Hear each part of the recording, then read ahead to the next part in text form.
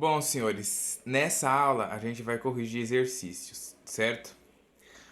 Uma coisa que eu queria falar antes de corrigir esses exercícios é que assim, geralmente o pessoal não vê, é aula de exercício, né? Aí se estivesse na sala de aula ia pegar o celular, ia mexer no celular, ia ouvir música, sei lá, ia fazer qualquer coisa menos prestar atenção. Mas assim, a aula de exercício, de correção de exercícios, é a aula não a ma...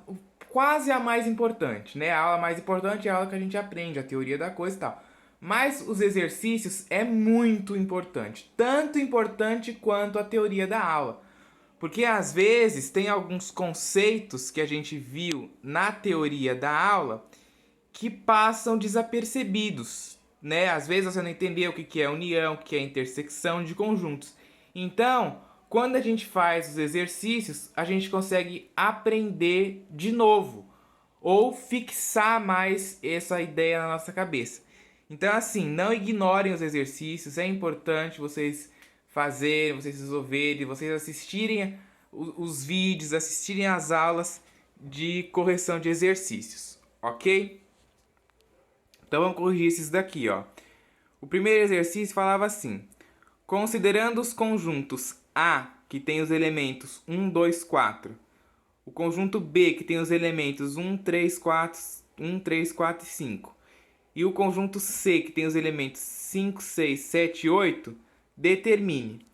Aí ele pediu para determinar A união B. Então, ó, de novo, o que é unir? Unir é eu juntar. Então eu vou juntar todos os elementos do conjunto A e todos os elementos do conjunto B também, sem repeti-los. Ó, eu tenho um nesse conjunto ali, então eu tenho um aqui também. Eu não vou repetir ele duas vezes, eu vou colocar o um ali só uma vez. Então, fazendo A união B, eu vou ter 1, 2, 3, 4 e 5, né? O número 1 é comum nos dois e o número 4 também é comum nos dois. Ó, eu tenho 4 no A e 4 no B, certo? Então, unindo vai ficar 1, 2, 3, 4 e 5, ok? Depois, fazendo a união C, eu vou unir, vou juntar o conjunto A com o conjunto C. Então, vai ficar 1, 2, 3, 4, 5, 6, 7 e 8, né? Ó. O, o conjunto o conjunto A ali, ele tem os elementos 1, 2 e 4. E inclusive eu até coloquei o 3 aqui de abelhudo, né? Porque o 3 nem era para estar aqui, porque nem tem 3. Não tem o elemento 3 ali. É só o 1, o 2, o 4, né? Que são os elementos do conjunto A, 1, 2 e 4, ó. 1, 2 e 4. E os 5, 6, 7 e 8 são os elementos do conjunto C. Unidos, junta tudo isso daí, certo? Depois fazendo B união C. B união C é 1, 3, 4, 5, unido com 5, 6, 7 e 8. Então eu já tenho o 1, 3, 4 e 5, que é do conjunto B, e eu tenho o 5, né, que é comum ao conjunto B e ao conjunto C, e aí eu tenho o 6, o 7 e o 8, que são ali os elementos do conjunto C, tá vendo? Ó, 6, 7 e 8. E o 5 é comum tanto ao B quanto ao C. Depois eu tenho a interseção, né? Lembra que eu falei que a interseção são aqueles elementos que aparecem nos dois conjuntos ao mesmo tempo. Então a gente volta lá no conjunto A e B e a gente vê quais que são os elementos que estão nos dois ao mesmo tempo. Se você vê aqui o conjunto A e B, os elementos que estão nos dois ao mesmo tempo é o número 1 e o número 4. O 1 e o 4 tá tanto no conjunto A quanto no conjunto B. Então, a interseção B é o conjunto 1 e 4. Depois eu fazendo a intersecção C. Eu vou pegar aqui o conjunto A e vou fazer interseção com C. Se você observar, ó, o conjunto A ele tem os elementos 1, 2 e 4. E o conjunto C tem os elementos 5, 6, 7 e 8. Não tem nenhum elemento comum entre eles. Não tem nenhum elemento que está no A e no C ao mesmo tempo. Então, a gente representa isso aqui pelo conjunto vazio, né? Ó, que eu coloquei as duas formas de você indicar. Você pode indicar tanto assim, né, o símbolo de conjunto vazio, ou colocar só as chaves sem nada dentro, tá? Um erro muito comum do pessoal fazer é escrever assim, ó. A pessoa aí representar o conjunto vazio e ela escrever assim, ó, o símbolo do vazio dentro das chaves. Isso aqui, gente, tá errado, tá? Isso aqui não existe. Não existe. Ou é só o símbolo do vazio ou é só o símbolo das chaves sozinho. Esses dois símbolos aqui sim representam o conjunto vazio. Agora, se você colocar o conjunto vazio aqui dentro, ó, como muita gente faz, está errado. Porque o conjunto aqui está dizendo que o conjunto vazio está dentro do vazio, né? E não existe essa representação, ok? As únicas duas formas para representar o conjunto vazio é essas. Depois a gente tem B interseção C, ou seja, os elementos que estão no conjunto B e no C ao mesmo tempo. Se você ver, é só o número 5, que está no B e no C ao mesmo tempo. Por penúltimo aqui, ó, a gente tem o valor de... A gente tem que calcular A união B interseção C. O valor de A união B eu já tenho, ó. A união B.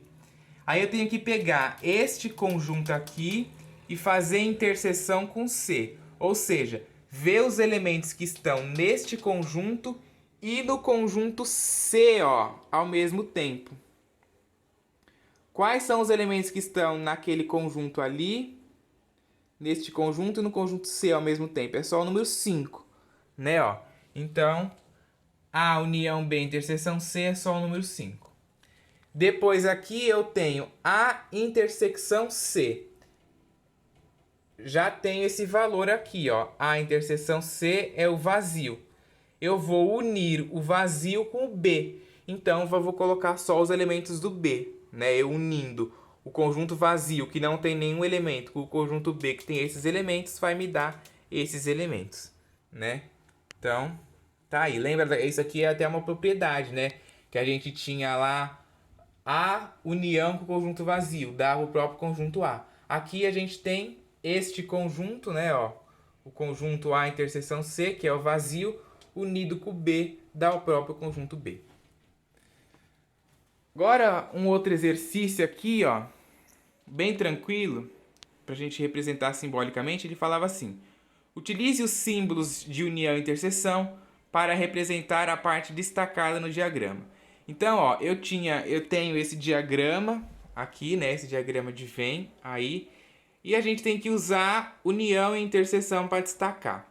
Bom, como essa parte aqui, ó, do meio da interseção entre A e B tá pintada, então a gente já sabe que ele está se referindo à interseção, ó, porque essa parte aqui do meio tá pintada.